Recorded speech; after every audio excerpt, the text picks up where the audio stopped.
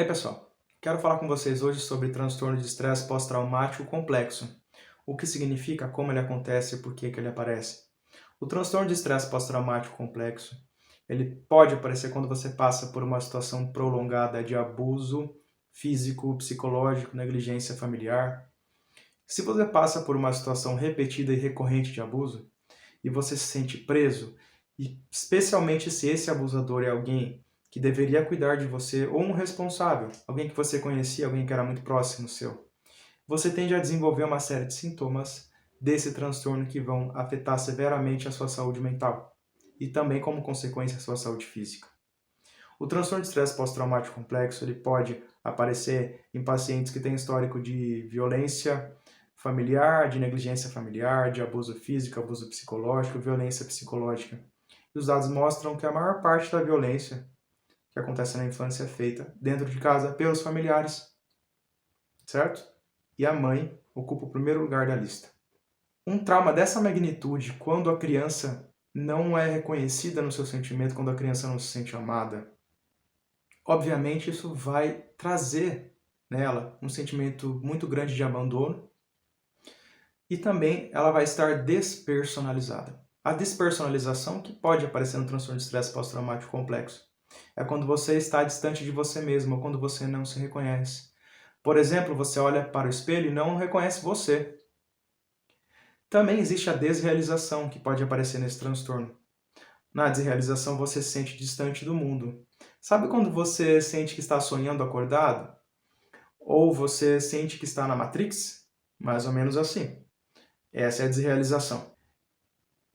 E esses traumas que a gente chama de trauma do desenvolvimento, que é quando acontece na infância, quando a sua personalidade está se formando, eles tendem a se prolongar para o resto da sua vida.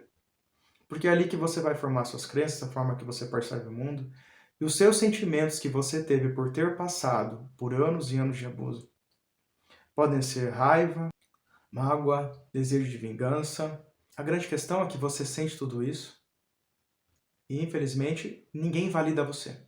Porque para a sociedade existem valores que são até religiosos, que consideram que a família é sagrada e que a gente não pode se queixar da família.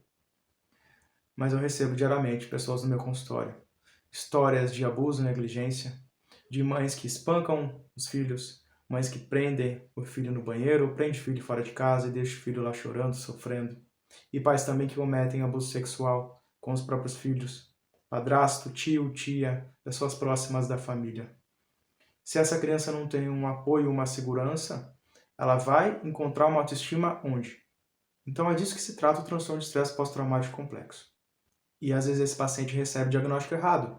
Ele pode aparentar ter uma depressão de difícil tratamento, uma ansiedade, ou um transtorno dissociativo, que também pode aparecer tudo isso como consequência do trauma. Mas às vezes o profissional que atende esse paciente olha para esse reflexo e acha que aquilo é a causa da baixa autoestima, quando na verdade o trauma que a pessoa passou fez com que ela desenvolvesse uma depressão. Os anos de negligência fizeram com que ela pensasse que a vida não vale a pena e ela simplesmente desistiu de viver por ter passado por tudo isso. Então, se você identifica esses sintomas, procura um profissional, um psicólogo, mas um profissional que entenda sobre transtornos traumáticos e sobre violência psicológica, sobre violência física. Você precisa achar alguém que entenda sobre o seu transtorno, porque o risco é grande de você ser atendido e você ser invalidado, desse profissional não reconhecer e não ter empatia pelo seu sofrimento. Então você precisa que alguém te valide, que alguém esteja do seu lado, que alguém reconheça a sua dor, certo?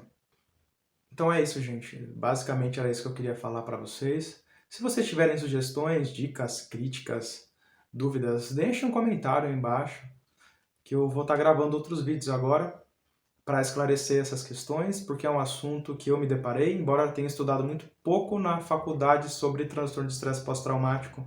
É uma realidade que bateu aqui na porta do consultório, né? Então eu comecei a atender muitos casos e eu falei, gente, tem alguma coisa acontecendo, né? Como é possível todos esses pacientes estão inventando do seu passado? Todos eles estão criando histórias? Não, eu vi que não. E ali eu pude ver os detalhes disso tudo e passar a estudar profundamente isso, para poder dar um atendimento apropriado, empático para esses pacientes, porque é isso que eles precisam. Agradeço a você por ter continuado até aqui. Um grande abraço.